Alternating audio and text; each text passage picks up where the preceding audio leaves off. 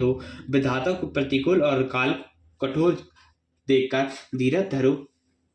माता तुम्हारी बलिहारी जाती है, गुरु की आज्ञा को सिर चढ़ाकर उनके अनुसार कार्य करो और प्रजा का पालन कर कुटुंबियों का दुख हरो। भरत जी ने गुरु जी के वचनों और मंत्रियों के आना अभिनंदन को सुना जो उनके हृदय के लिए मानो चंदन के समान थे।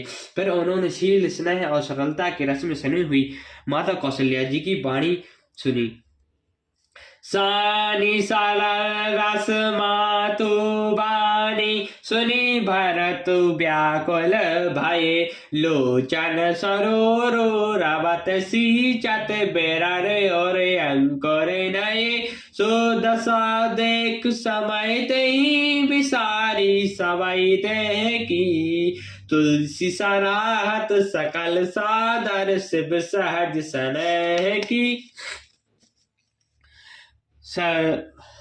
सरलता के रस में सनी हुई माता की वाणी सुनकर भरत जी व्याकुल हो गए। उनके नेत्रों कमल जल बहाकर उनके हृदय विरह रूपी नवीन अंकुर को सींचने लगे। उनकी यह दशा देखकर उस समय सबको अपने शरीर की सुध भूल गई। तुलसीदास जी कहते हैं, स्वाभाविक प्रेम की सीमा भरत जी की सब लोग आदर पूर्वक सराहना करने लगे।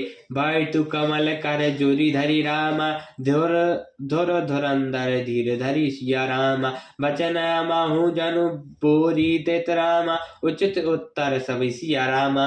धैर्य की धुरी को धारण करने वाले भरत जी धीरज धरकर कमल के समान हाथों को जोड़कर वचनों को मानो अमृत में डुबोकर सबको उचित उत्तर देने लगे।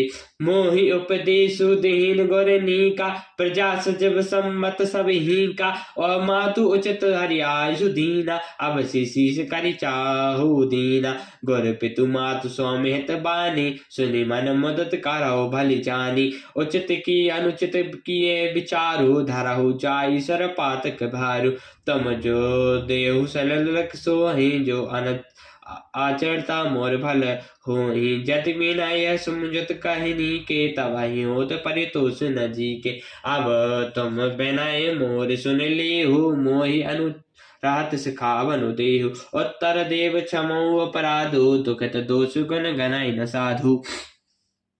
गुरु जी ने मुझे सब उपदेश दिया। प्रजा मंत्री आदि सभी को ये सम्मत है। माता ने भी उचित कहकर मेरी समझा कर ही आज्ञा दी है कि मैं अवश्य इसको सिर चढ़ाकर वैसा ही करना चाहता हूँ। गुरु पिता माता सौम्य सुहृदय की वाणी सुनकर प्रसन्न मन से उसे अच्छी समझ कर कहना चाहिए।